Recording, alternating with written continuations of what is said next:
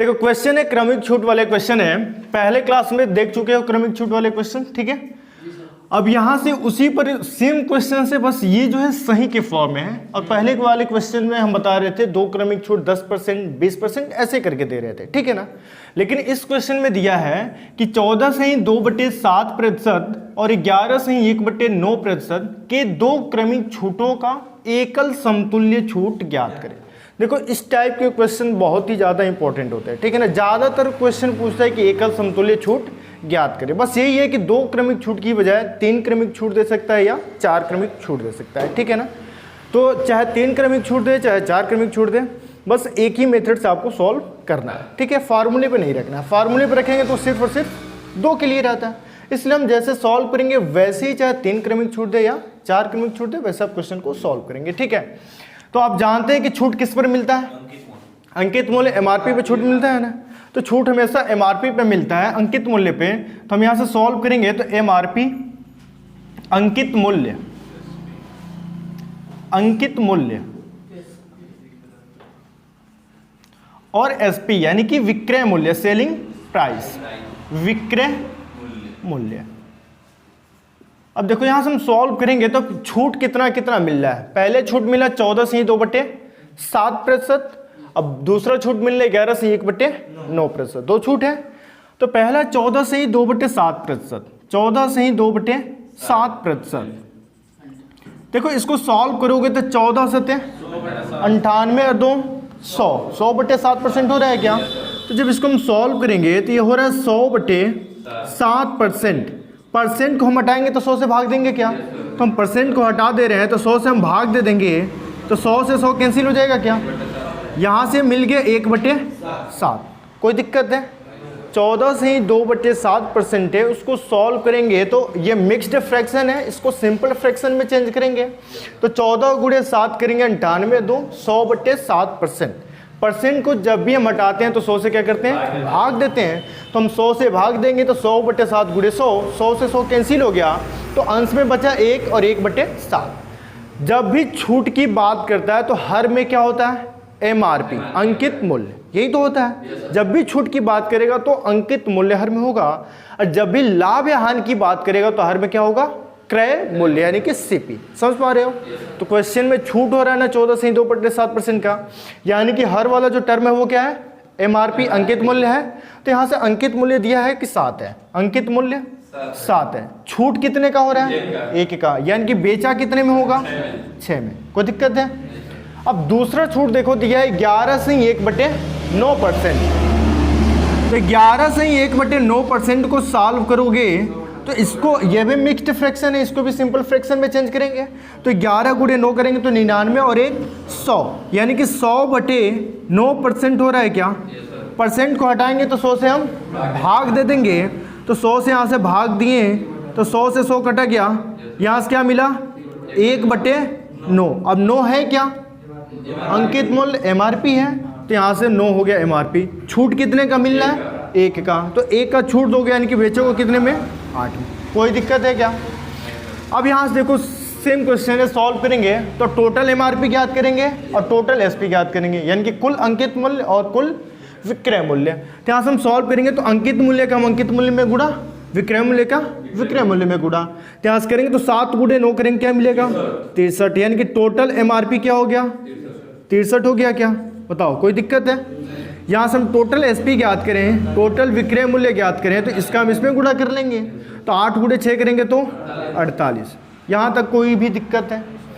देखो यहाँ से निकला अंकित मूल्य, किसी भी वस्तु का अंकित मूल्य निकला 63 है और उसको बेच रहा है 48 में, यानी कि अगर किसी भी वस्तु का अंकित मूल्य अगर 63 है और दुकानदार उसे 48 रुपये में बेच रहा है, इसका मतलब डिस्काउंट हमको दे रहा है तभी तो, नहीं तो अंकित मूल्य तो 63 है, लेकिन वो बेचा हमको 48 में, इसका मतलब हमको वो डिस्काउंट दिया।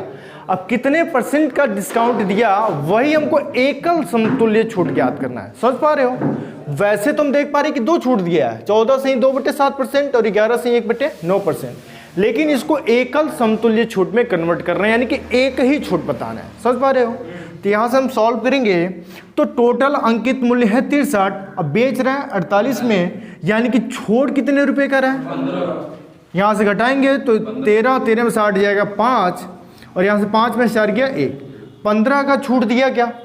अब 15 का छूट दिया और पूछ रहे कि कितना % एकल समतुल्य छूट होगा। छूट हमेशा किस पर मिलता है? MRP पे, अंकित मूल्य पर मिलता है। अंकित मूल्य है क्या? 63 है। तो यहाँ से हम इसको सॉल्व करेंगे तो यहाँ से छूट हमको मिल रहा है 15 का। छूट मिलता किस पर है? अंकित मूल्य पर, MRP पर। अंकित मूल्य है क्या? 63। % में चेंज करना है तो 100 से हम गुणा कर देंगे। अब देखो सॉल्व करें, किसी से कट रहा है क्या? तो 3 से और 9 से। डिविजिबिलिटी रूल तुम नंबर सिस्टम में पढ़ चुके हो, ठीक है। जो नहीं पढ़ा है वो देख भी सकता है, वीडियो में है, ठीक है ना। उसको हम लगा भी देंगे, ठीक है। देखो 15/63 गुणे 100, % में चेंज करना इसलिए हम 100 से गुणा करेंगे। अब डिविजिबिलिटी रूल पढ़े हो कि सभी अंकों का योग यदि 3 से विभाजित हो या 9 से विभाजित हो तो पूरी संख्या 3 या 9 से विभाजित हो जाएगी। तो देखो हम यहाँ से जोड़े तो 5 और 1 6, 3 से विभाजित है। इसको जोड़े 6 और 3, ये भी 3 से विभाजित है, ठीक है ना। तो हम 3 से काट देंगे, 3 5 15 और यहाँ से 3 दूना 6, 3 1 कम 3, 21 है क्या? 5 गुणे 100 करेंगे तो क्या मिलेगा? 500/21। अब इसी से भाग दे लो, भाग देने के बाद से जो आएगा वही इसका आंसर हो जाएगा। तो भाग देंगे तो 21 दूना 42, 8 बचा क्या? 80 हो गया। कितनी बार में जाएगा? 3 बार में। 21 या 63, 21 या 63 तो बचा क्या? 17 बचा। दशमलव बढ़ाएंगे ये 70 हो जाएगा। अब कितनी बार में जाएगा? 8 बार में ले जाएंगे तो 8 बार में हो जाएगा 168 के आसपास में, ठीक है। 20 बार में जाएगा 168। यहाँ से शेषफल क्या मिलेगा? 2। अभी और भी ले जा सकते हो, ठीक है ना। तो अभी और ले जाओगे तो 1 0 बढ़ाओगे, अभी भी नहीं जाएगा, तो पुनः 1 0 यहाँ से बढ़ाओगे तो 2 0। तो इसके बाद से काफ़ी पॉइंट्स क्या हो रहे हैं? काफ़ी नगण्य के बराबर जा रहे हैं। तो इसका % क्या हो जाएगा? 23.8% का एकल छूट होगा। यही ऑप्शन में दिया होगा, ऑप्शन में 23.8% दिया होगा। समझ पा रहे हो क्या?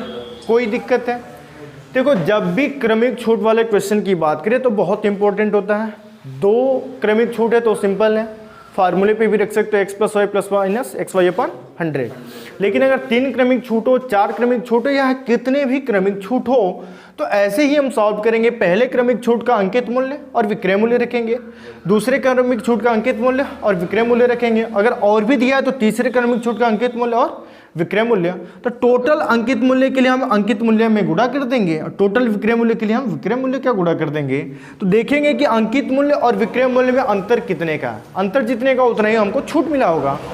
छूट हमेशा अंकित मूल्य पर होता है। तो 15 अंकित मूल्य 63 गुणे 100 कर लेंगे, सॉल्व करेंगे, वो एकल समतुल्य छूट हो जाए। कोई दिक्कत है? समझ में आया क्या? नोट करो इसको। क्वेश्चन जो है टाइप चेंज है, ठीक है ना।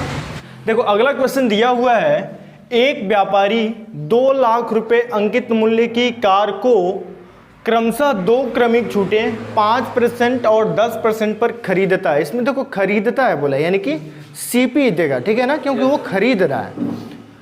यदि वह कार को 1,79,550 रुपये में बेचता है तो उसका लाभ ज्ञात करें। अब तक क्या हम ज्ञात कर रहे थे? एकल समतुल्य छूट ज्ञात कर रहे थे, विक्रय मूल्य ज्ञात कर रहे थे, अंकित मूल्य ज्ञात कर रहे थे। अब तक एक क्वेश्चन तो ज्ञात किया ना।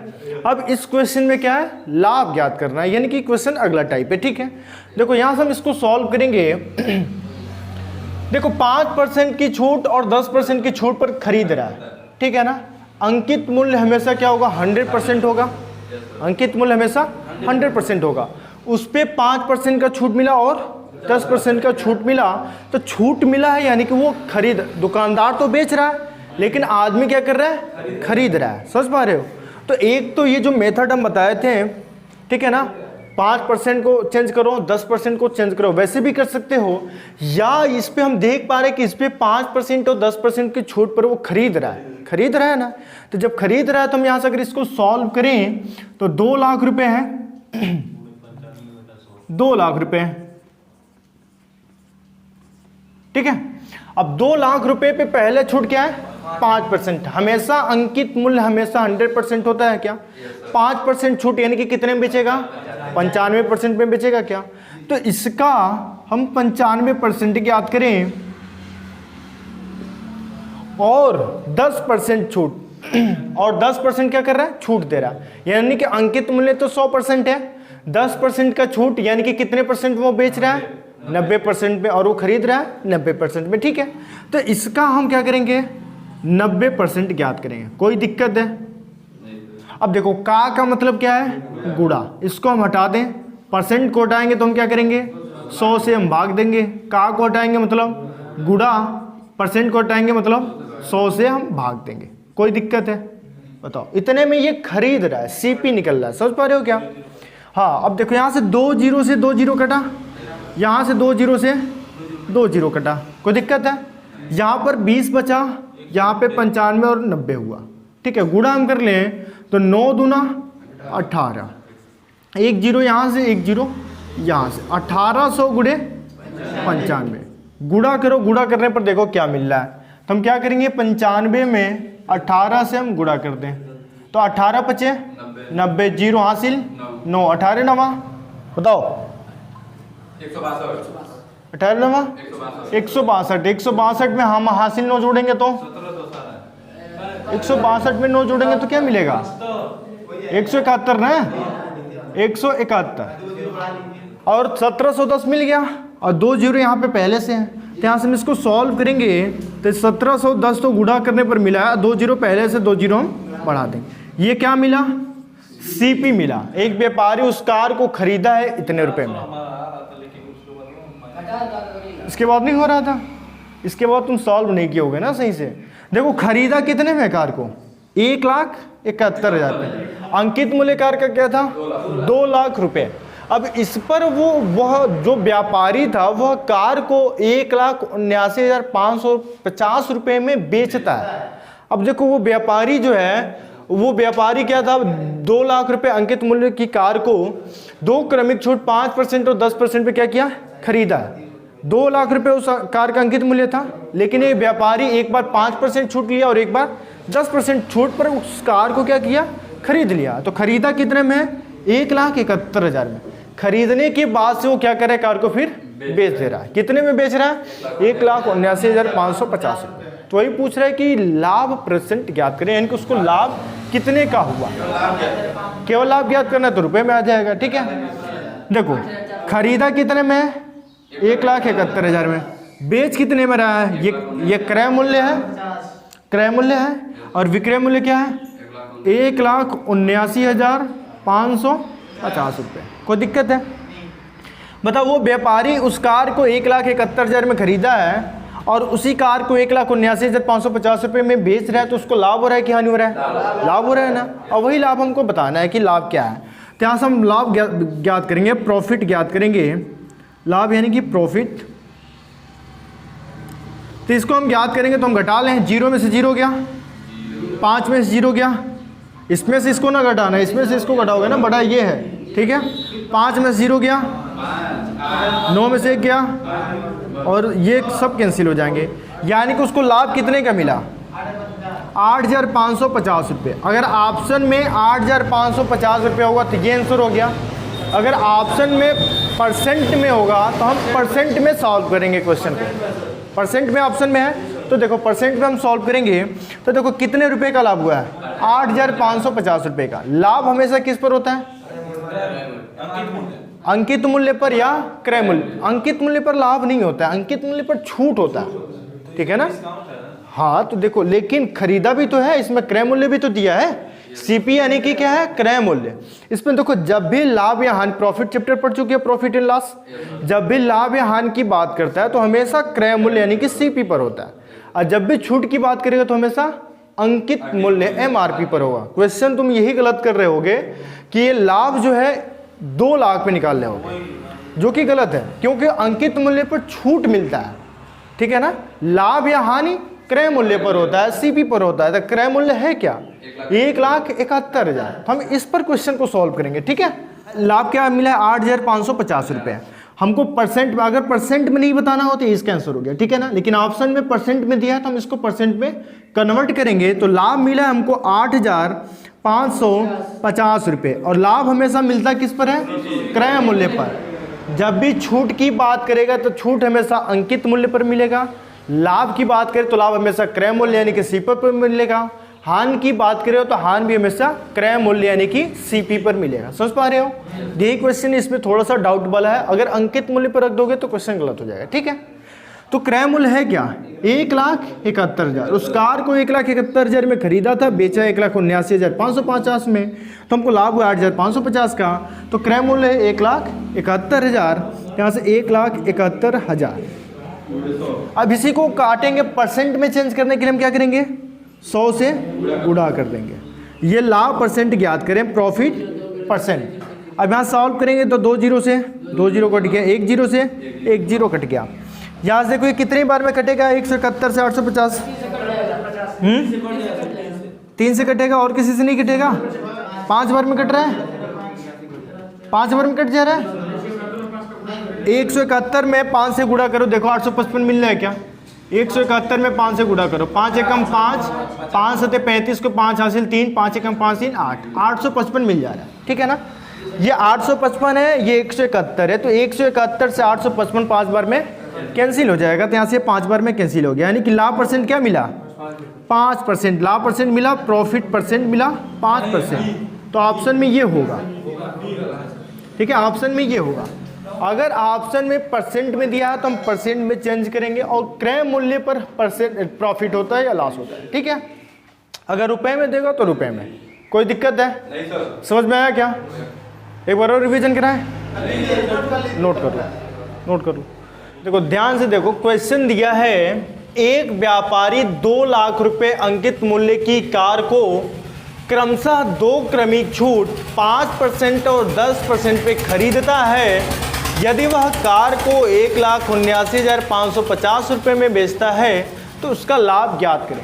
देखो कोई एक कार है, तुम शोरूम में गए, 2 लाख में तो मिलेगा। पहले नैनो आता भी था, तो आता भी नहीं है, शोरूम में मिलेगा नहीं। शोरूम की बात कर रहे हैं, सेकेंड हैंड में अंकित मूल्य थोड़ी होगा,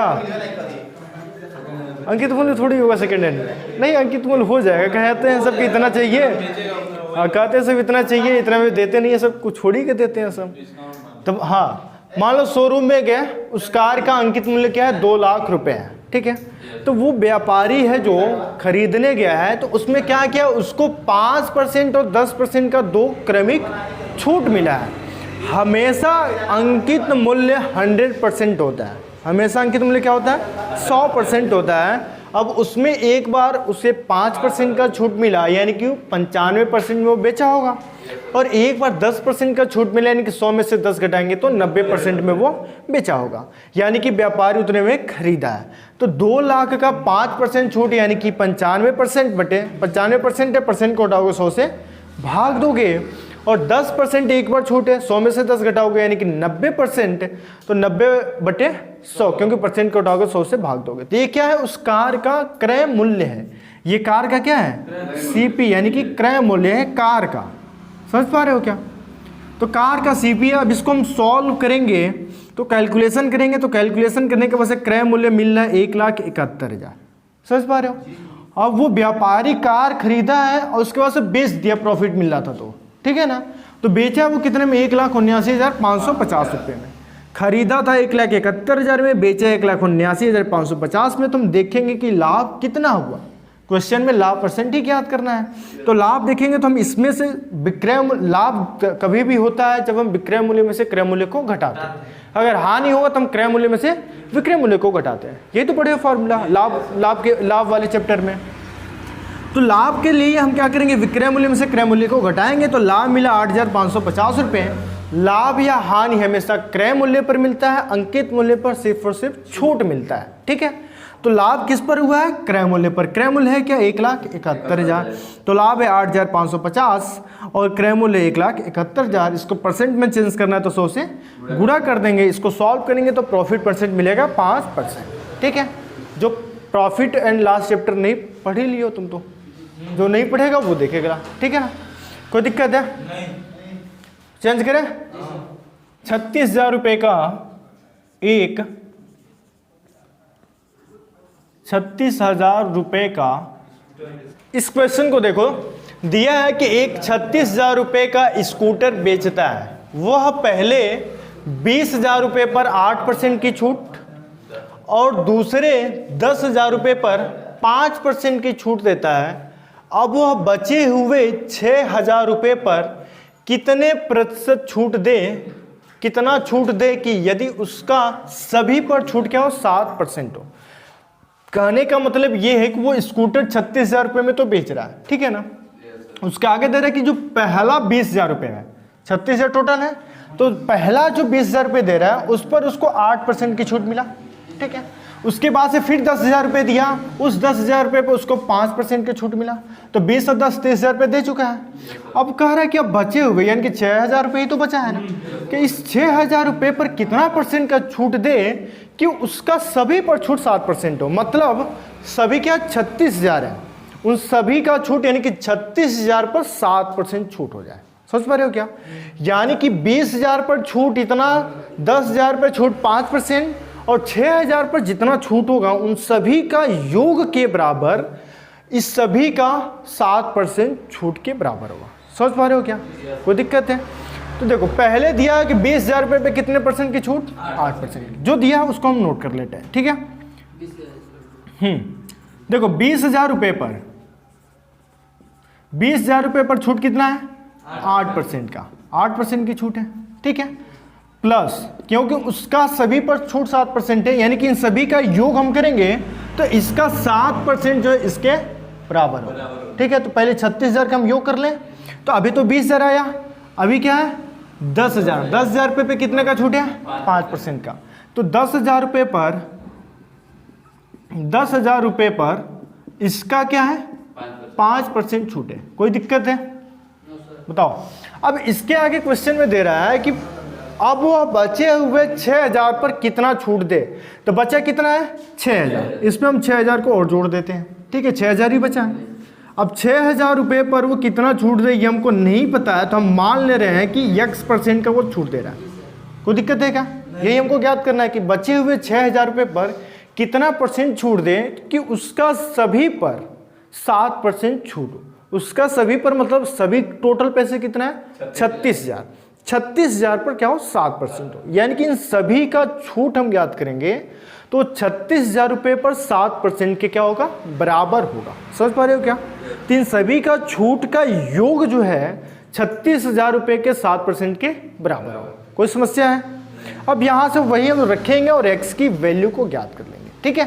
तो यहाँ से बराबर टोटल पैसा कितना है 36,000, और इसका कितना परसेंट 7%। कोई दिक्कत है यहाँ तक बताओ?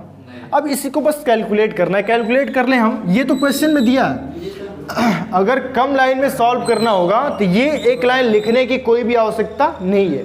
जब भी एग्जाम में जाओ तो ऐसे लिखने की कोई भी आवश्यकता नहीं है। डायरेक्टली एग्जाम में क्या करोगे, 2 लाख का मतलब गुणा 8% यानी कि 8/100 प्लस 10,000 का यानी कि गुणा 5% यानी कि 5/100 नहीं, वो ये छूट के बराबर दे रहा है ना, इसके छूट के बराबर दे रहा है। अगर ऐसे करोगे 8% है तो 100 में 60 घटाओगे तो 92%, 5% घटाओगे तो 95%। इसका हमको पता ही नहीं है, ठीक है ना। तो 100 माइनस X% करेंगे, X% की छूट यानी कि 100 माइनस X%, और ये 7% का छूट यानी कि 100 में से 7 घटाएंगे तो 93%। कैलकुलेशन बहुत ज़्यादा क्रिटिकल होगा, वैसे भी आएगा लेकिन कैलकुलेशन बहुत ज़्यादा क्रिटिकल होगा, ठीक है ना। हमको कैलकुलेशन ईजी करना है क्योंकि ये भी छूटी है ये भी छूटी है, तो छूट के बराबर छूट हो जाएगा। कोई दिक्कत है?